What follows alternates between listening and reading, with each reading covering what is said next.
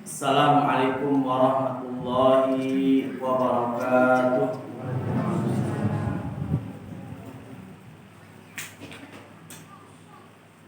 Innal hamdalillah nahmaduhu wa nasta'inuhu wa nastaghfiruh wa na'udzu billahi min shururi anfusina wa min sayyiati a'malina. May yahdihillahu fala mudilla lahu wa may yudlil fala hadiya lahu. Asyhadu an la ilaha illallah wahdahu la syarika lahu wa asyhadu anna Muhammadan abduhu wa rasuluh.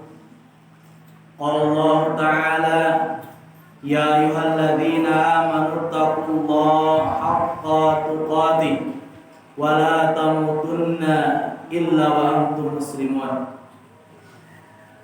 Ya ayuhan nasu taqu rabbakum alladhi khalaqakum min nafsin wahidah wa khalaqa minha zawjaha wa batha minhuma rijalan katsiran wa nisaa'a wa taqullaha alladhi tasaaluna bihi wal arham innallaha kana 'alaykum raqiba. Allahumma salli ala Muhammad wa ala ali Muhammad kama sallaita ala Ibrahim wa ala ali Ibrahim innaka Hamidum Majid. Ikhwatul iman rahimani wa rahimakumullah. Alhamdulillah kita semua diberikan kemampuan oleh Allah Subhanahu wa taala, kemampuan untuk hadir di dalam majelis ilmu, kemampuan untuk mengkaji sebagian ilmu agama. Yakin anna talabal ilmi ibadatun. Kita yakin bahwa mempelajari ilmu adalah ibadah, bahkan ibadah yang paling agung. Dan juga yakin bahwa talabul ilmi zikrullah, zikir kepada Allah Subhanahu wa taala. Kita juga yakin bahwa talabul ilmi adalah jihadun, adalah jihad fisabilillah. Kata Nabi sallallahu alaihi wasallam, "Man kharaja li talabil ilmi fa huwa fi sabilillah hatta yarji." Barang siapa yang keluar untuk mencari ilmu, maka dia berada di jalan Allah hatta yarji, sampai dia kembali. Salat dan salam semoga terlimpah curahkan untuk Nabi kita Muhammad sallallahu alaihi wasallam wa ala alihi wa ashabihi wa man tabi'ahum bi ihsan ila yaumil. Ikhwatul iman rahimani wa rahimakumullah. Kita akan melanjutkan bahasan berkaitan dengan kitabus salat. Berkaitan dengan kitabus salat, kita sedang membahas tentang arkanus salati, sedang membahas tentang rukun-rukun salat. Dua rukun kita sudah bahas. Yang pertama apa? Rukun pertama al-qiyamu ma'al qudrah. Rukun pertama adalah al-qiyam. Apa arti al-qiyam? Berdiri. Ya, berdiri. Bagi orang yang mampu untuk berdiri fil fardi dalam salat wajib. Ini rukun pertama. Kalau tidak mampu karena sakit, maka bolehnya duduk. Kalau tidak mampu duduk, boleh berbaring. Islam agama yang mudah. Kemudian yang kedua, kita sudah bahas rukun yang kedua adalah takbiratul ihram, yaitu takbiratul ihram membaca Allahu Akbar. Dan kita sudah bahas berkaitan dengan takbiratul ihram. Kemudian selanjutnya poin yang ketiga. Poin ketiga rukun salat adalah qiraatul Fatihati fi kulli rak'atin. Adalah membaca Al-Fatihah fi kulli rak'atin pada setiap rakaat. Maka jamaah rahimanillah, jumhur ulama, pendapat jumhur ulama, Imam Malik, Imam Syafi'i, Imam Ahmad, Imam As-Sawri, bahkan riwayat dari Umar bin Khattab, Utsman bin Abi As, berpendapat bahwa anna qira'at al-Fatihati ruknun min fi kulli rak'atin min kulli salatin fardhan aw naflan jahriyatan kanat aw sirriyatan. Jumhur ulama menyebutkan bahwa membaca surah Al-Fatihah adalah rukun pada setiap rakaat dari sholat, baik sholat wajib atau sholat sunnah, baik jahriyah atau sirriyah. Jahar, maghrib, isya, subuh yang dibaca keras, yang 2 rakaatnya. Adapun sirriyah, rakaat ketiga sholat maghribnya, rakaat 3, 4 sholat isya, duhur, asar, sir, itu disebut sholat sirriyah. Maka baik sholat jahriyah ataupun sholat sirriyah, baik sholat wajib ataupun sunnah, maka membaca Al-Fatihah adalah rukun di antara rukun sholat. Apa dalilnya? Dalil jumhur ulama, dalil pendapat Imam Malik, Imam Syafi'i, Imam Ahmad dan yang lainnya, dan menyelisih nanti disebutkan pendapat Imam Abu Hanifah. Dalilnya yang pertama, hadis Ubadah bin Samit. Hadis Ubadah bin Samit akhrajal Bukhari wa Muslim. Dikeluarkan oleh Imam Bukhari dan Imam Muslim. Anna Nabiyya sallallahu alaihi wasallam qala la salata liman lam yaqra bi Fatihatil Kitabi. Adalah kata Nabi SAW, la solata, tidak ada solat. La solata, la nafi, meniadakan. La solata, tidak ada solat, artinya tidak sah solatnya. Liman lam yaqra bi Fatihatil Kitab, bagi orang yang tidak membaca Fatihatil Kitab, pembuka Al-Quran, yaitu surah Al-Fatihah. Dan surah Al-Fatihah, Fatihatul Kitab, pembuka surah, pembuka Al-Quran, pembuka kitab dimulai dengan surah Al-Fatihah. Ini hadis yang jelas, hadis Ubadah ibnu Samit. Kemudian hadis yang lain, hadis riwayat Ibnu Majah, ya, disahihkan oleh Syekh Albani dalam Sahih Ibnu Majah dari hadis Abi Hurairah radhiyallahu anhu. Siapa namanya? Abu Hurairah? Abdurrahman bin Sakhrin Ad-Dawsi. Abdurrahman bin Sakhrin Ad-Dawsi. Apa kata Nabi sallallahu alaihi wasallam? Ya. Kullu salatin la yaqra fiha bi ummil kitab fahiya hidajun.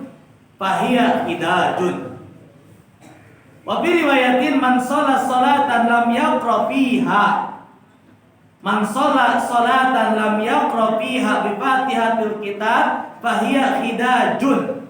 Wa hiya hidajun ghairu tamamin. Qala al-ulama was-salatu naqisah la tusamma salatan hakikiyatan.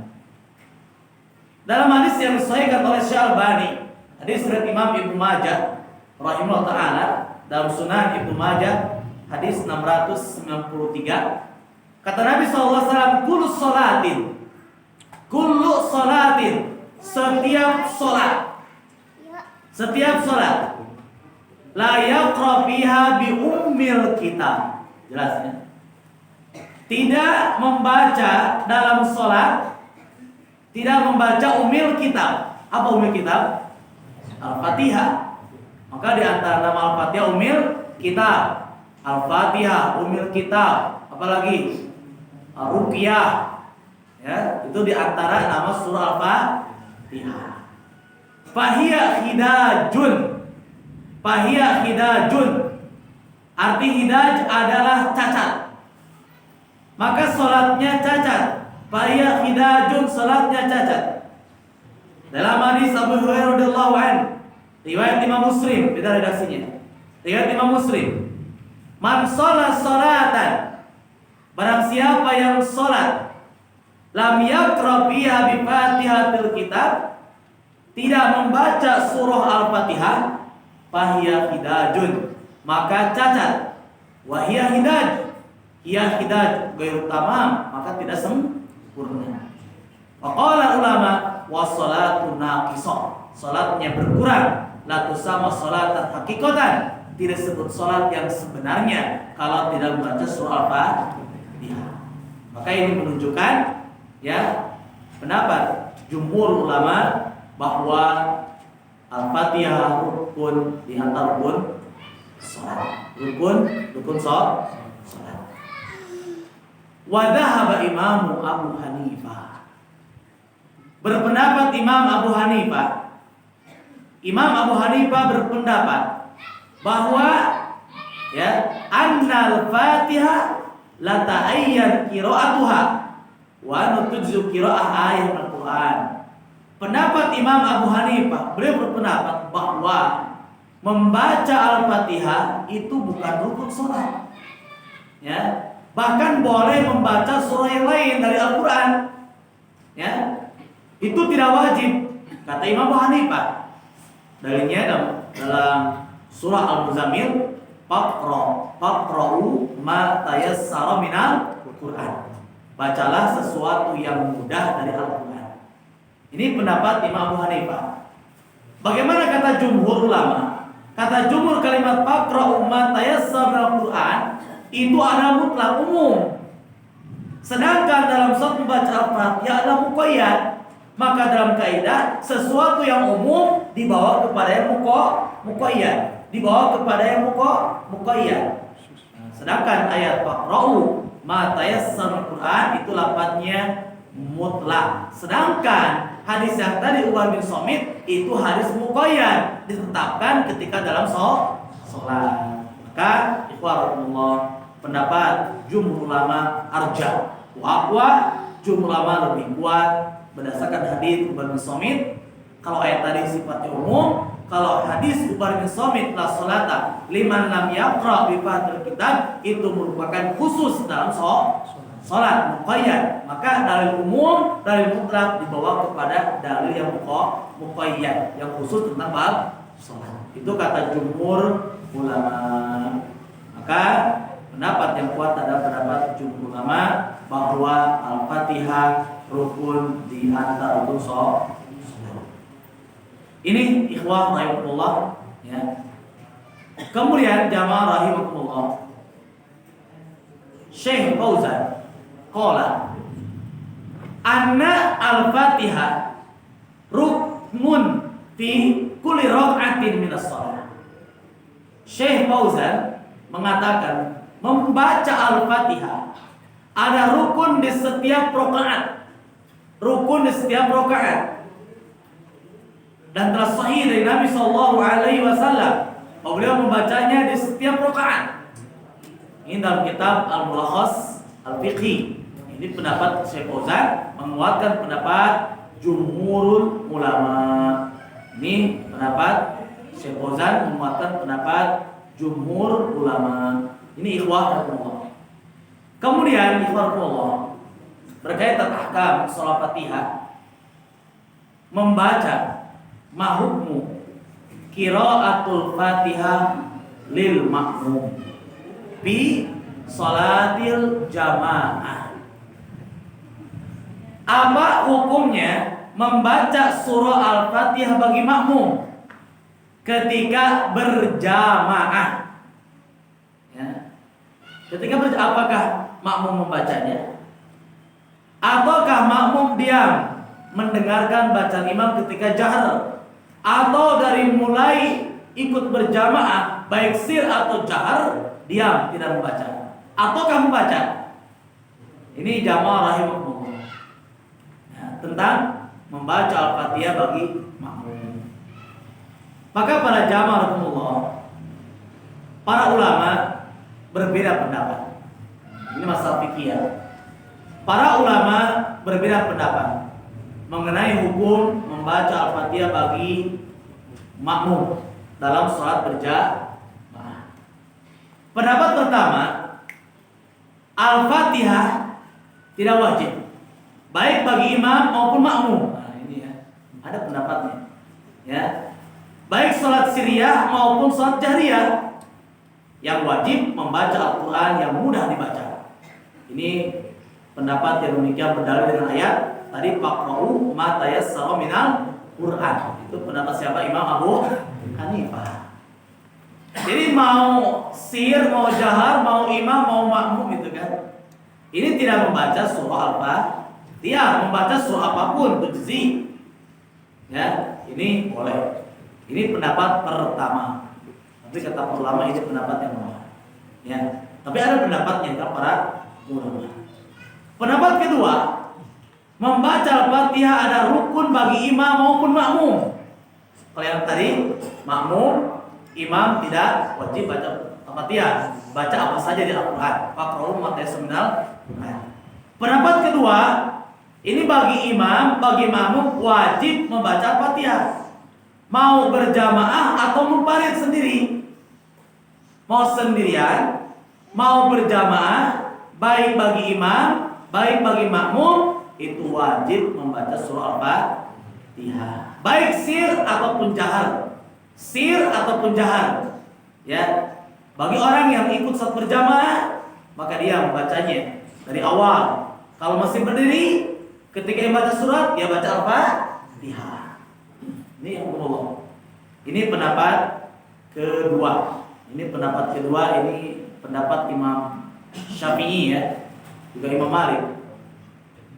Pendapat ketiga, membaca Al-Fatihah itu rukun bagi imam dan munfarid, bagi imam dan munfarid, sholat sendirian.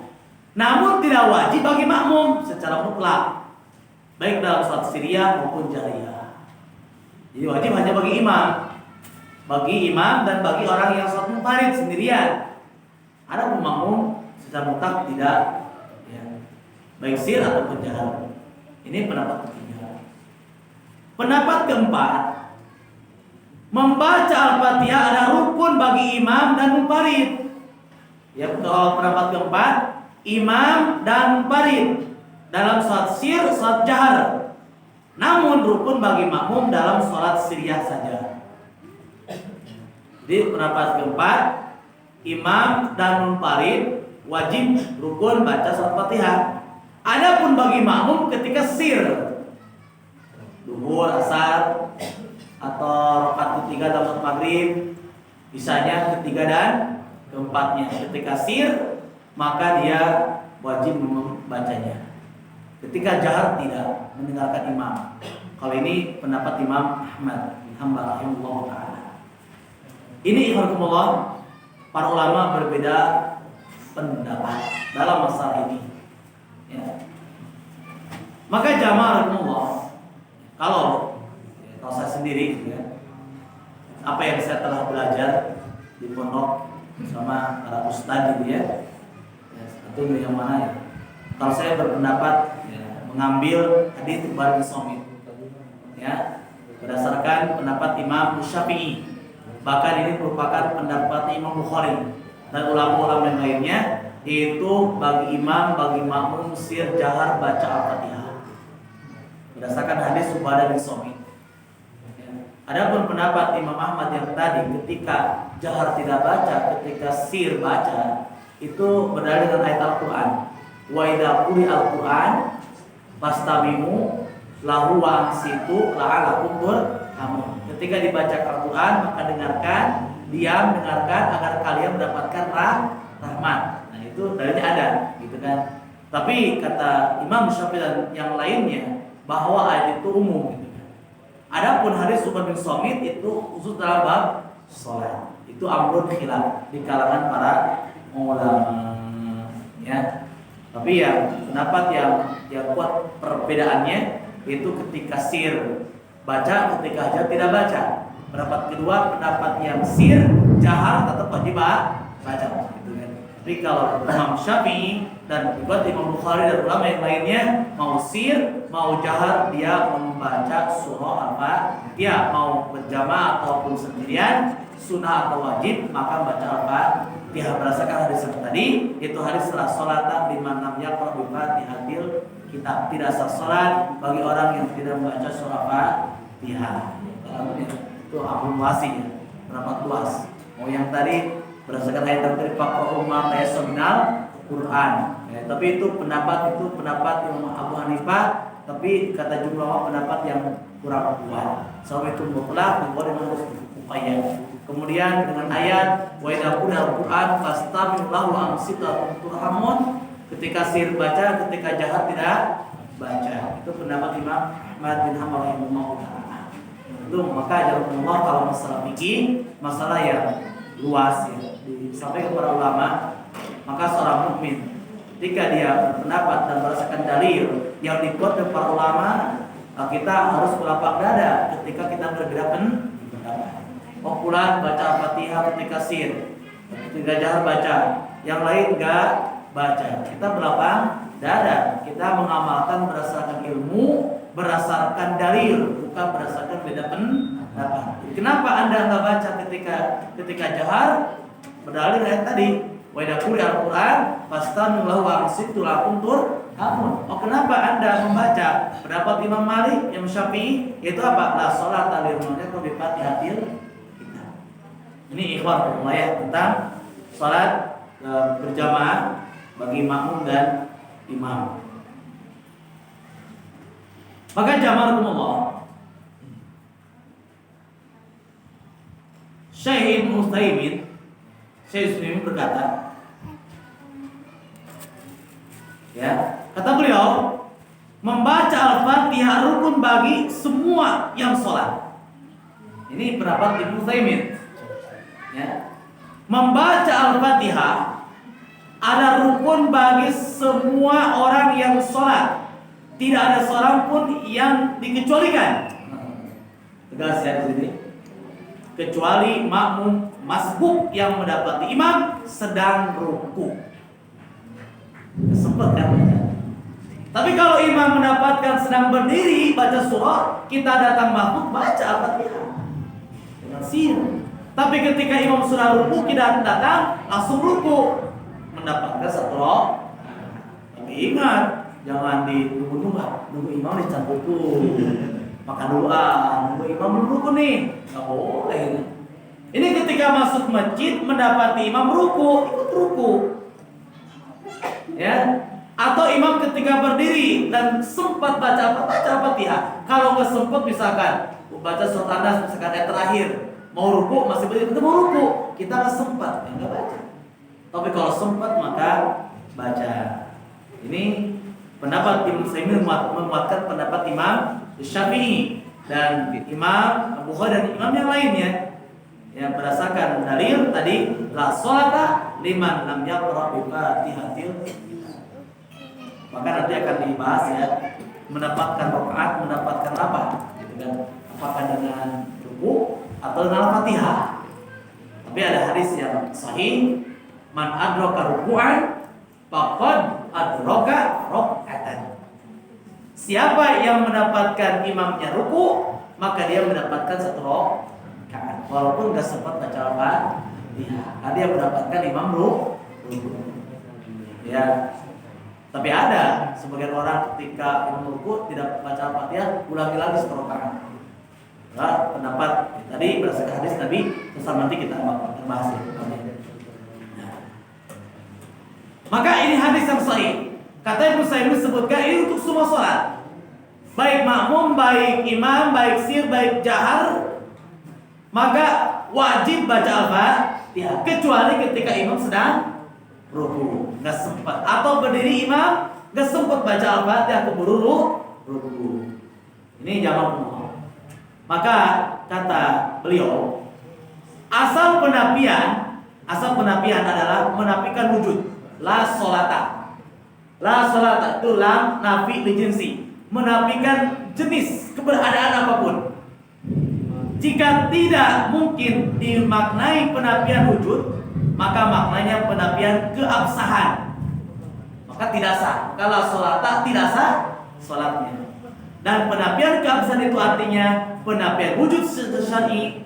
Jika tidak mungkin dimaknai penafian keabsahan, maka maknanya penafian kesempurnaan atau tingkatan penafian. Lalu kata Syekh Utsaimin, sabda Nabi la sholata, tidak ada sholat bagi orang yang tidak baca Al-Fatihah, Fatihah itu kitab. Jika kita terapkan, maka pada 3 jenis penafian tadi, maka kita dapati ada orang yang sholat tanpa baca Al-Fatihah. Orang sholat tanpa baca Al-Fatihah, sehingga tidak mungkin maksudnya penafian wujud keberadaannya. Sehingga jika ada orang yang sholat tanpa baca Al-Fatihah, maka sholatnya tidak sah. Karena tingkatan penafian yang kedua adalah penafian kesohihannya, sehingga tidak sah sholat. Dan hadis ini umum, tidak dikecualikan oleh apapun. Pada asalnya nas yang umum tetap pada umumannya, tidak bisa dikhususkan kecuali dengan dalil syar'i, yaitu nas yang lain, ijma atau qiyas yang sahih. Dan tidak ditemukan satu dari 3 macam dalil yang mengkhususkan keumuman hadis yang tadi. Itu saya menguatkan bahwa tidak sah salatnya kalau tidak baca Al-Fatihah. Itu menguatkan pendapat siapa? Imam Syafi'i rahimahullah.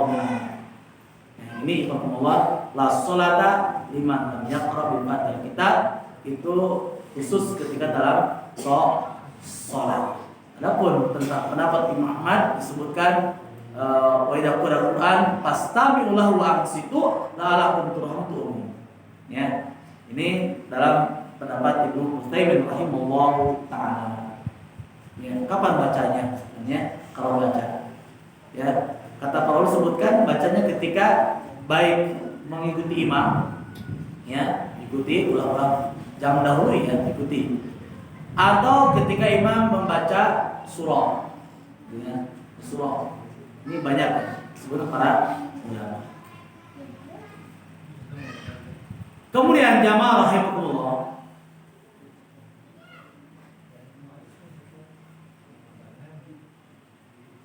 nah ini berkaitan dengan khilaf para ulama. Kemudian dalam sholat siriyah makmum wajib membaca apa atau tidak? Jelas.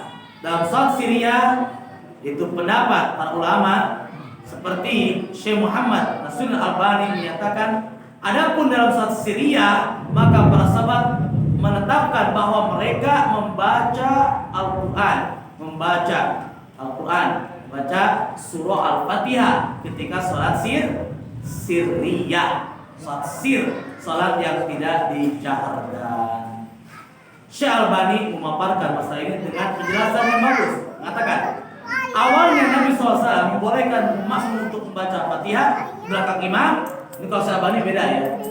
Syekh Albani mengatakan, ketika saat mereka sholat subuh, para sahabat membaca ayat Al-Quran dalam sholat hingga mereka merasa kesulitan ketika selesai sholat subuh. Kalau Syekh Albani memaparkan pendapat Imam Ahmad. Ini amrun hilaf, ya, pendapat hilaf di antara para ulama. Lah masalah ya, tidak ada permasalahan. Ya, membaca, tapi kalau saya pelajari membaca surah Al-Fatihah.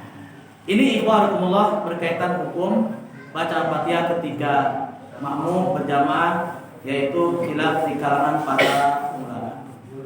Kemudian jamaah rahimakumullah, bahkan Imam Ahmad juga berpendapat, ya, tadi dalil dengan dalil inama ju'ilal imamu yutamabi, imam dijadikan untuk diikuti, fala tahtalifu alaihi, jangan menyelisih imam. Fa idza kabiru fakabiru, jika imam takbir maka takbir.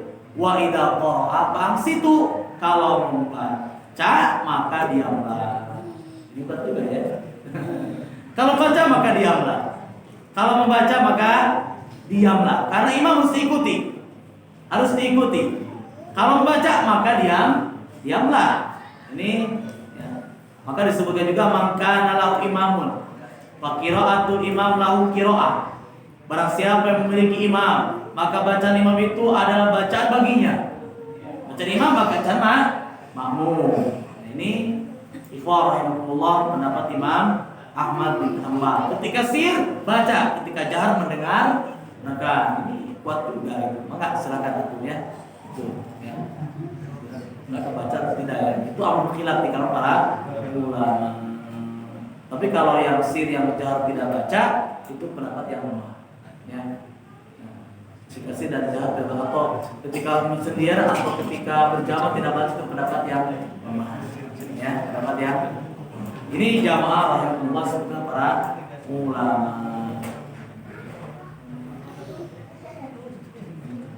Kemudian lihat sedikit surah Al-Fatihah. Ya. Bismillahirrahmanirrahim. Ya, kata Fatihah kita lihat.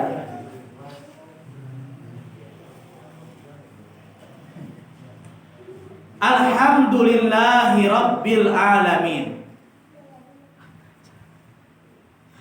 Bismillahirrahmanirrahim. Nanti khusus ada bacaan Bismillah di sini. Bismillah, baca nanti akan dibahas tentang Bismillah. Apakah Bismillah termasuk surah Al-Fatihah atau bukan? Ini para ulama juga beda pendapat. Tapi ijma para ulama, Bismillah itu termasuk surah dalam surah An-Naml. Apa ayatnya? Ijma sepakat ulama bahwa Bismillah terdapat dalam surah An-Naml tentang kisah Nabi Sulaiman. Annahu min Sulaiman wa annahu bismillahirrahmanirrahim. Di atas surah An-Naml. Annahu min Sulaiman wa annahu bismillahirrahmanirrahim. Ya. Ayat berapa? Dan tahu ayatnya? Coba kita lihat ayatnya ya. Annahu min Sulaiman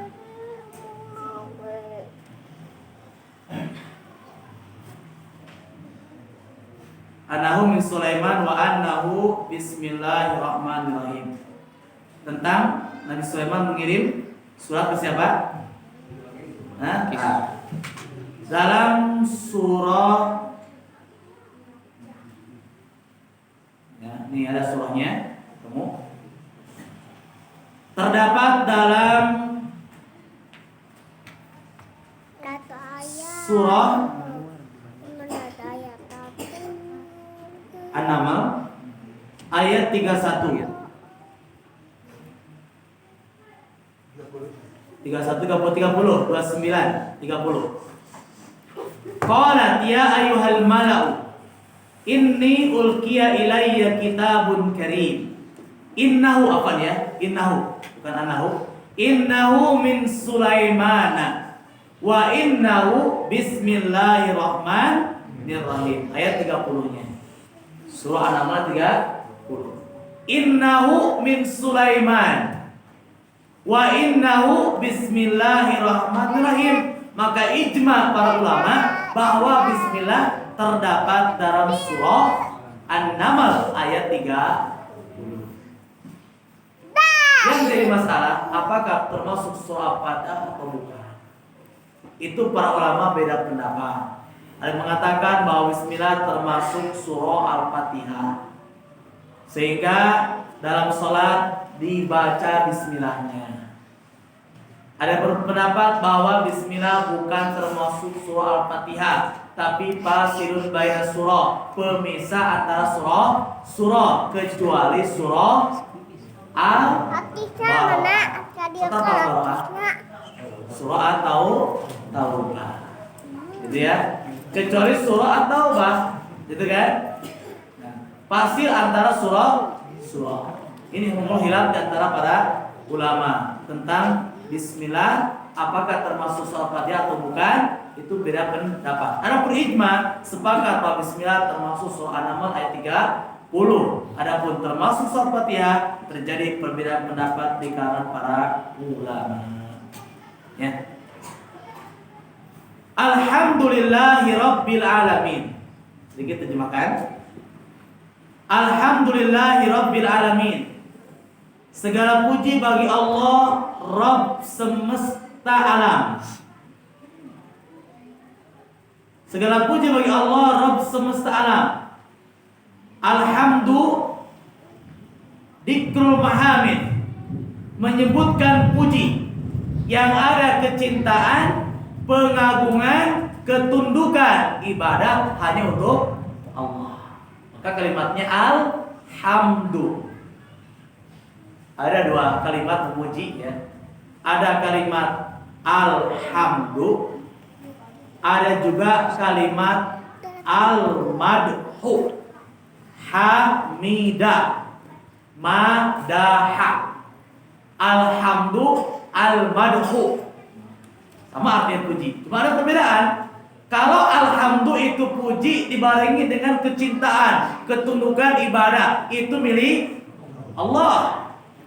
Kalau al-madhu itu puji yang tidak ada ketundukan, yang tidak ada pengagungan, yang tidak ada ibadah. Boleh untuk makhluk seperti si fulan ganteng, si fulan kaya gitu kan. Tapi ingat ya, pujian adalah ujian. Dipuji ujian, mampu dia bersama atau tidak, atau terus mengikuti pujiannya sampai derajat ria, alhamdulillah, itu ujian. Itu al-madhu. Jadi puji yang tidak dibarengi ketundukan, tidak dibarengi dengan pengagungan, tidak dibarengi ibadah, itu namanya al-madhu. Adapun alhamdu, puji yang ada ketundukan, ibadah, maka dikatakan lillah, itu milik Allah. Maka alhamdulillah, segala puji bagi Allah. Jadi ketika kita baca Al-Fatihah, ya, baca Bismillahirrahmanirrahim, ya, nanti dibahas dalam babnya Bismillah itu wajib dalam sholat. Apakah dikeras atau tidak nanti dibahas ya. Apakah dikeraskan atau tidak itu insya Allah kita bahas nanti. Tapi wajib untuk dibaca. Ketika setelah baca Bismillah, baik sir atau ketika sir, lalu baca Al-Fatihah, kita maknai, kita hayati maknanya. Ya, supaya apa? Supaya akan timbul khusyuk. Kenapa kita tidak khusyuk dalam sholatnya? Apa yang kita baca tak tahu artinya, yang kita baca tidak tahu maknanya. Lisannya baca, tapi pikirannya katu-kadir gitu ya. Di pasar, di kebun, di sawah gitu. Ingat-ingat sujud itu. Ingat-ingat udah salam. Ya, soalnya kamu salat tarawih mah, ulah imam, kalamun gitu. Ya, atau sholat sendiri yang kita melamun. Iya, Allah. Maka pada sholat ya dzikir, astagfirullah, astagfirullah, astagfirullah. Ya. Istighfar kepada Allah Ta'ala. Karena banyak lalai ketika sholatnya. Maka supaya timbul khusyuan ketika sholat yang kita baca, maknai alhamdulillah, segala puji lillahi, tetap milik Allah. Rabbil alamina, Rabb semesta alam. Rabb yang menciptakan, yang merajai, dan yang mengatur. Itu makna Rabb. Al-Khaliq, Al-Malik, Al-Mudabbir. Semua makna Ar-Razik dan yang lainnya kembali kepada tiga makna. Al-Malik yang merajai, Al-Khaliq yang menciptakan, Al-Mudabbir yang mengurus. Ya, ini makna Rabb. Rabbil alamin. Ya, Rabb semesta alam. Allah yang mengurus semua alam. Manusia, binatang, tumbuhan, semuanya diurus oleh Allah Subhanahu wa taala.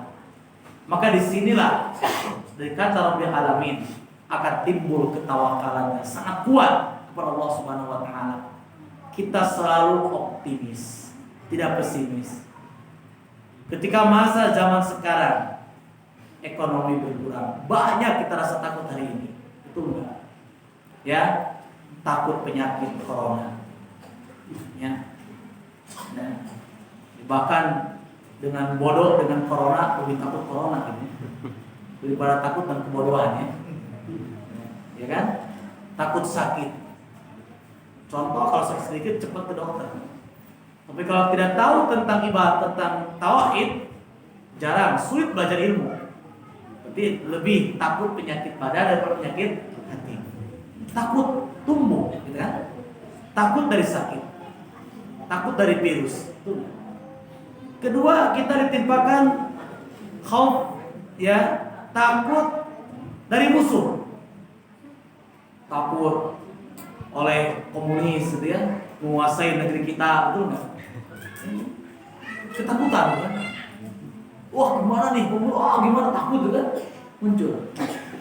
Ketiga, takut apa? Miskin, betul nggak? Takut miskin.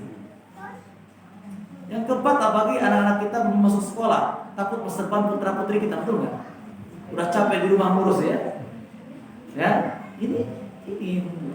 Tapi kalau kita yakin, ya, kepada Rabbul Alamin, itu akan selalu optimis, selalu husnudzon, berprasangka baik kepada Allah Subhanahu wa taala, karena Allah yang mengurus kita.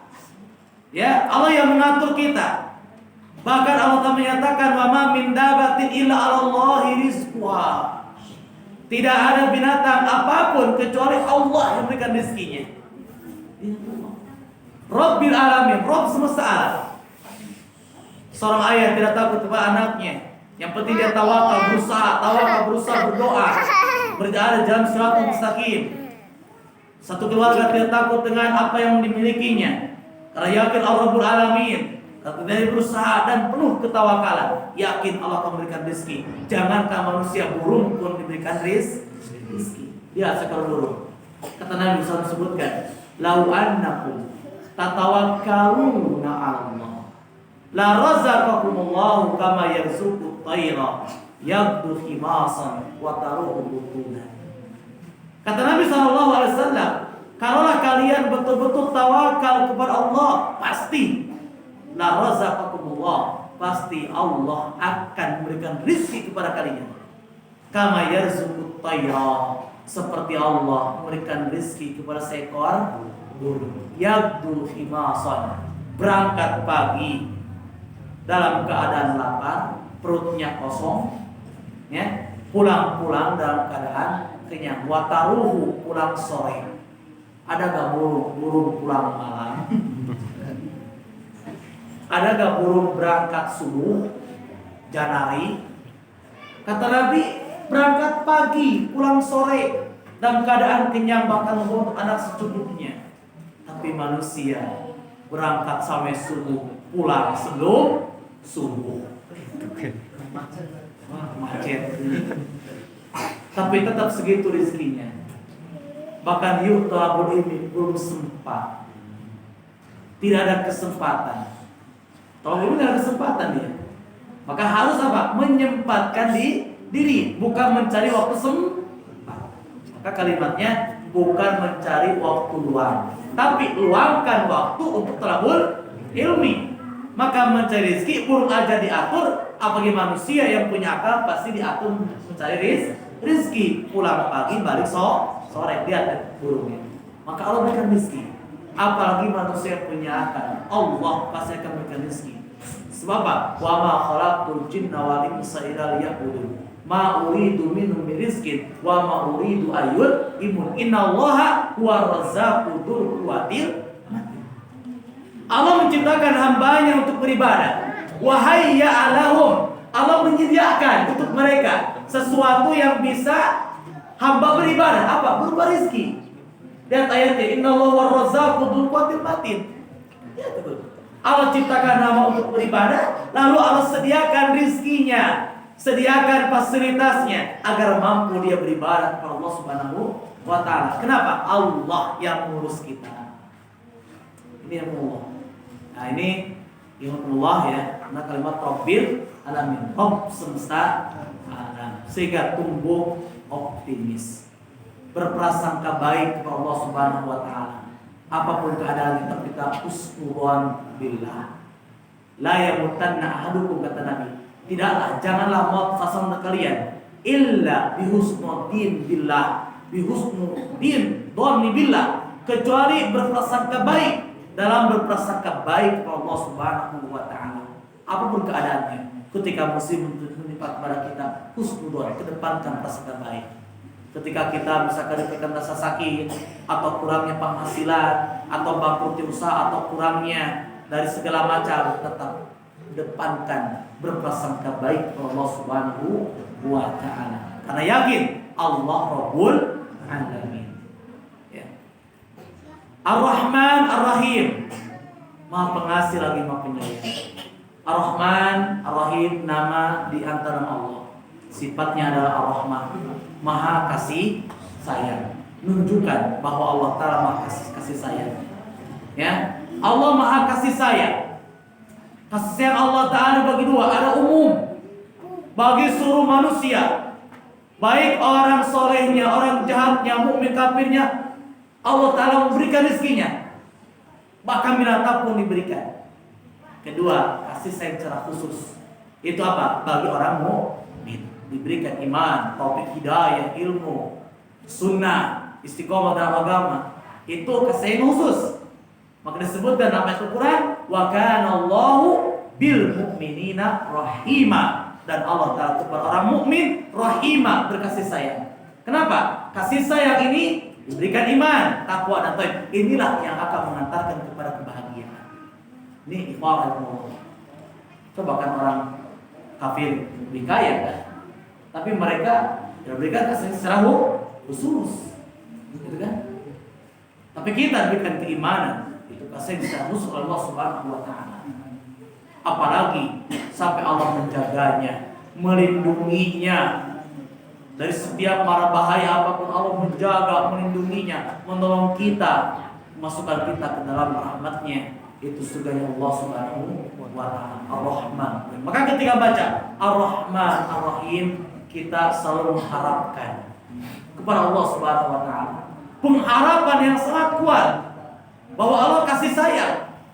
Apapun ketika kita berbuat dosa, ketika kita bertobat, beristighfar, yakin innallaha ghafurur rahim, Allah Maha Pengampun, Allah Penyayang, tidak putus asa. Kita dengar dalam kitab Al-Solihin, Rasulullah menyampaikan tentang kisah Bani Israel. Ada orang yang membunuh 100 kepala, tapi dia terus berusaha bagaimana caranya dia bertobat, sehingga dia pindah ke tempat ibadah. Belum sampai sudah diambil rohnya. Ras diukur, ya, itu banyak kisahnya. Singkatnya diukur jaraknya. Ternyata jaraknya lebih kepada orang soleh, tempat-tempat beribadah. Maka diambil ruhnya oleh malaikat rahmat. Subhanallah. Dia nggak putus asa. Kenapa? Yakin Allah Maha Kasih Sayang. Maka disebutkan tidak ada dosa besar kecuali kita istighfar, maka akan hilang dosa itu. Tidak ada dosa kecil kalau terus menerus, ya. Dosa kecil terus menerus akan menjadi besar. Ini yang Ar-Rahman Ar-Rahim, Allah Maha Kasih Sayang. Malik Yaumiddin, Allah yang merajai pada hari pembalasan. Malik Yaumiddin, maka tidak raja pada kiamat kecuali Allah Subhanahu wa Ta'ala. Manil mulkul yaum, siapa raja hari ini?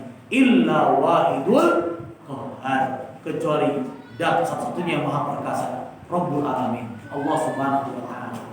Di situ kita beriman dengan hari pembalasan, hari kiamat. Malik Yaumiddin, Allah sang raja, ya, Allah raja yang mana kita harus menyembahnya, mengagungkannya. Lalu iyyaka na'budu wa iyyaka nasta'in, singkat aja ya. Iyyaka na'budu wa iyyaka nasta'in, hanya kepadamu lah kami beribadah, hanya kepadamu lah kami minta pertolongan. Iyyaka na'budu wa iyyaka nasta'in. Di sini didepankan maf'ul ditaksis. Iyyaka na'budu, hanya kepadamu lah. Didepankan maf'ul ini untuk taksis. Jadi hanya beribadah kepada Allah, hanya minta tolong kepada Allah Subhanahu wa Ta'ala. Lihat kalimat ibadah dalam isti'anah. Ibadah dan isti'anah digabungkan. Ibadah dan isti'anah menunjukkan bahwa tidak bisa kita beribadah kalau tidak ada isti'anah dari Allah. Yakin kita bisa sholat, puasa, zakat, haji, kita bisa tawakal ilmi, yakin itu isti'anah dari siapa? Allah. Ibadah kita tidak bisa kecuali isti'anah Allah. Maka dia na'budu wa iyyaka nasta'in. Tidak bisa kita beribadah kalau tidak kepada Allah Subhanahu wa Ta'ala. Maka kita minta. Nanti di zikir salat doanya Allahumma a'inni ala dzikrika wa syukrika wa husni ibadah. A'in ala dzikrika. Ya Allah, bantu aku untuk bisa zikir kepadamu. Suka baca enggak ini? Insyaallah. Salam-salam jangan langsung bubar ya. Zikir dulu dong. Ini sholatnya udah melamun, nggak baca zikir lagi. Itunya terburu-buru. Kabita sinetron gitunya.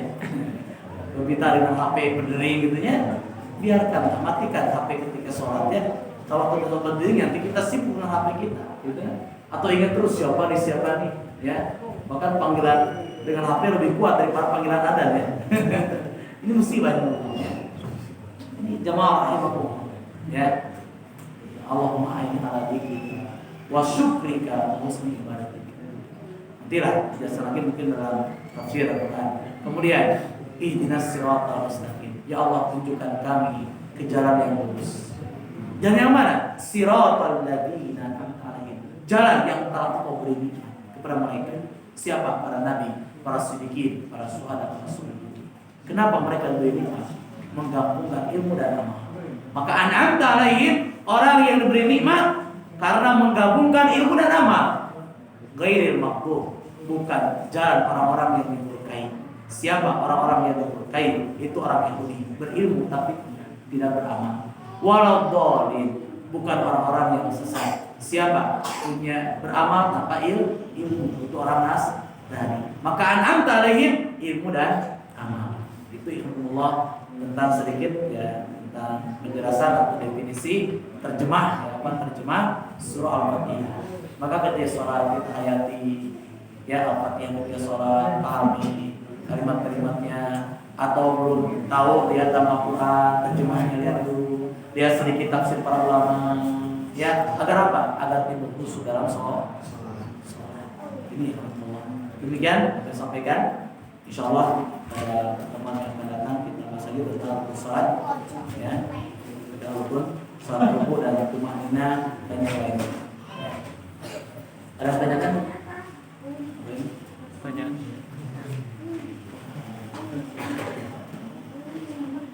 Ya. Pengumuman. Nah, pertanyaan.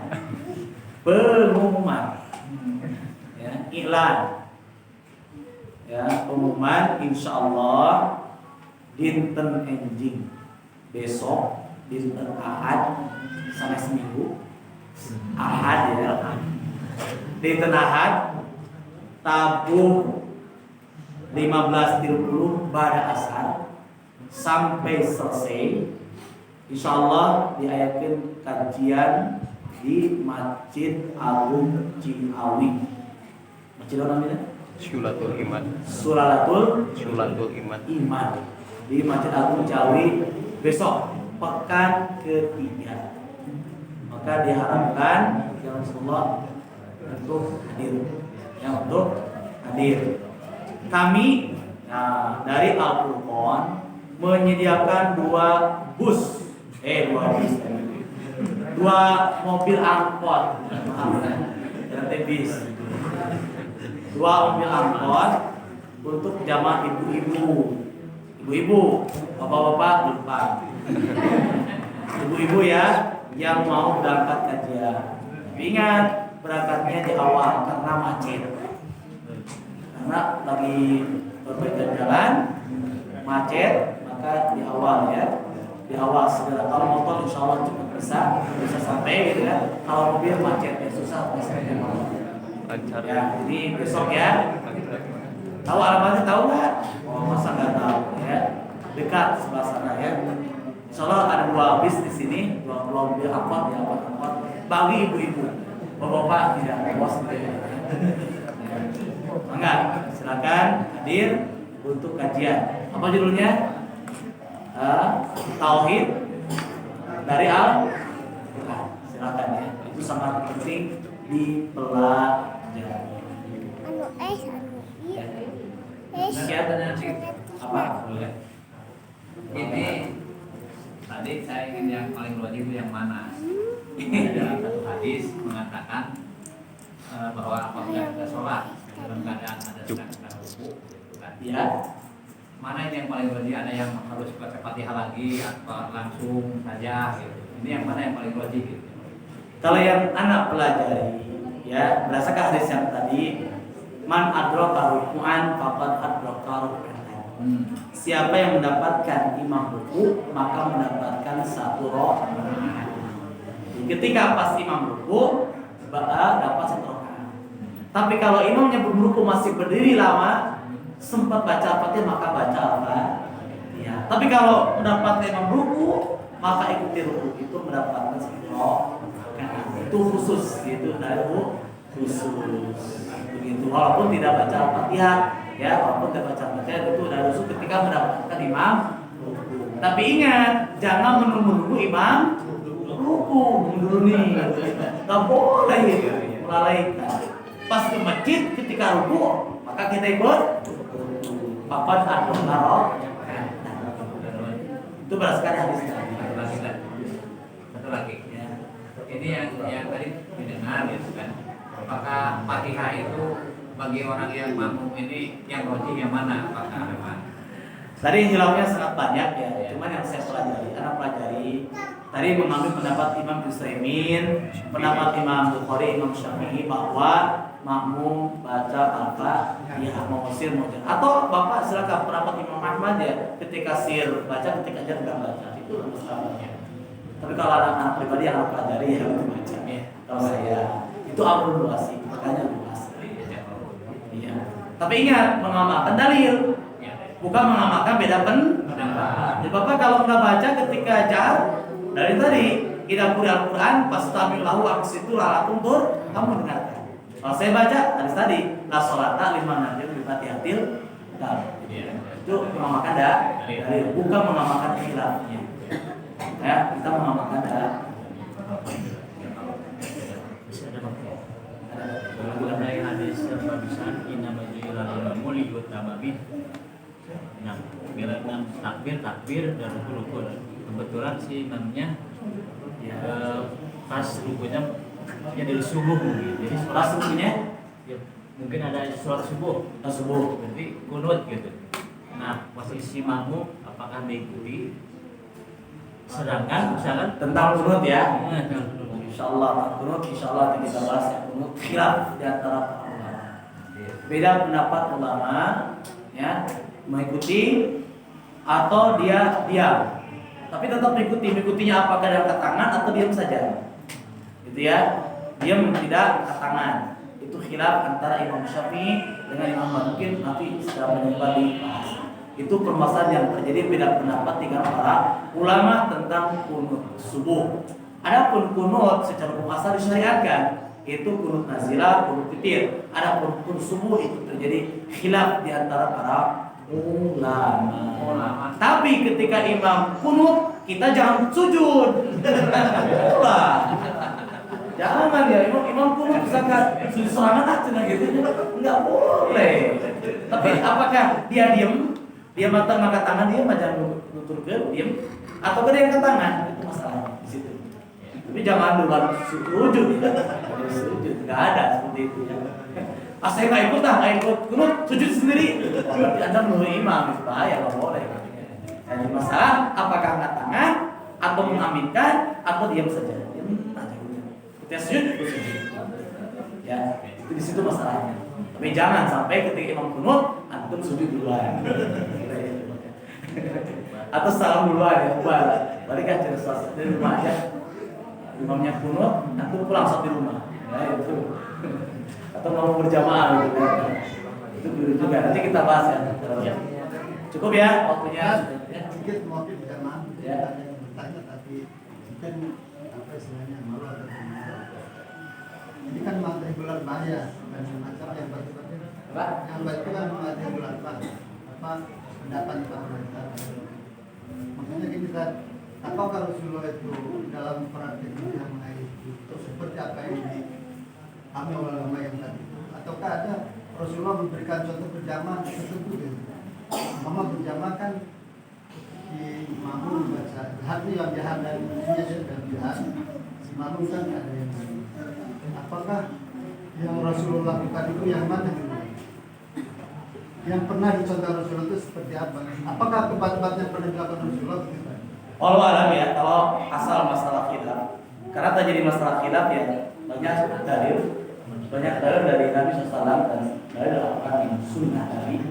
Kemudian para sahabat menemukan ini di zaman Nabi, sahabat ini menemukan, sehingga itu terjadi khilaf di antara mereka. Bahkan dalam para sahabat juga terjadi beda pendapat kalau masa-masa yang lain gitu. Ya. Seperti tadi ya dalam hadis yang tadi ini hadis ini ya, saya sumit kata Rasulullah tidak sholat kalau tidak baca surah apa? Ya. Itu kan kata Rasulullah. Lalu ada firman Allah Taala, maka itu terjadi dalam situ. Gimana? Maka orang menyimpulkan. Mungkin lain waktu kita masalah khilaf kenapa ini tidak benar? Kalau ada yang atas hari kita bahas apa penyebabnya dari beda pendapat yang Ada lagi yang paling penting, sangat penting sekali tadi. Bagaimana kalau imamnya itu Fatihahnya kurang beres?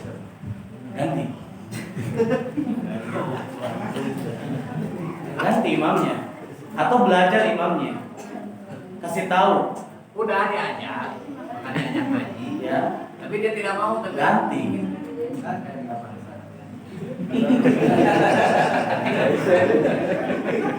Kalau aku punya kekuasaan, ganti imamnya. Kalau nggak punya kekuasaan, ajarkan. Kalau nggak bisa nggak mau wae tetap begitu, misalkan walau doli baca walau dolin, misalkan gitunya. Ada itu walau bukan walau doli tapi walau gitu ya. Bacaannya itu akan merubah makna, ya, merubah makna. Maka ya, kita tidak boleh soal di situ. Ya. Lebih ganti, ajarkan, nasihati, gitu ya. Maka nanti ada syarat jadi imam siapa? Nanti kita bahas namanya syarat jadi imam. Aqra'ul Quran, orang yang pandai baca Quran. Itu orang yang paham dalam hukum sholat. Nanti kita bahas tentang imam dan makmum ya, kriterianya, ya, kriterianya. Kita akan bahas. Lalu kalau sama bacaannya bagus, masing-masing ada tua dan muda, maka dorongkan yang tua. Gitu kan itu nanti. Tidak masalah imam dan makmum.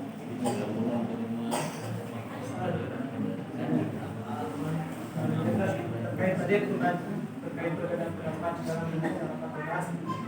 Kalau saya menurut orang yang awam itu sama-sama kuat gitu. Nah, terus kalau misalkan masih bingung mana yang kuat mana yang kuat, langsung sama Sodi.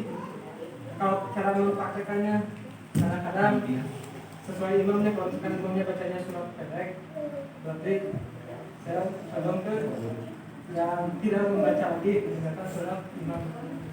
Tapi kalau misalkan imamnya bacanya panjang suratnya, ya.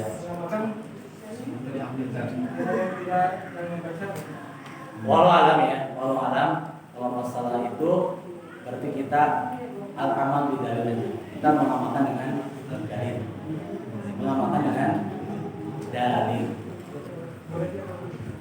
Walau alam. Tapi biasanya kan kalau memang misalnya Fatihahnya itu tidak beres, kita digini. Memang ada dalilnya itu. Apa istilahnya?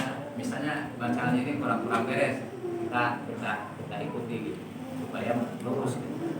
Ya, saya Rasul pernah mengatakan kan, apa saya ini punya kesalahan, kenapa kamu diam saja kan dalilnya? Iya, ajarkan. Setelah selesai sholat ajarkan apa yang benar. Ya ini masalah-masalah yang mungkin bisa ditanyakan kepada saudara lain ya. Itu ilmu yang saya miliki. Mudah-mudahan nanti kita kaji lagi dari masalah kenapa terjadi khilaf antara ulama. Kita bahas yang berpanjang. Yang tadi bagaimana kalau kita bingung, kita ingat mengamalkan dengan demikian apa yang saya sampaikan mengenai kita semua, dan kita mudah-mudahan diberikan ilmu yang bermanfaat yang mampu mengamalkan. Subhanallah wa bihamdika asyhadu an la ilaha illa anta astaghfiruka wa atubu ilaik. Wa assalamu alaikum warahmatullahi wabarakatuh.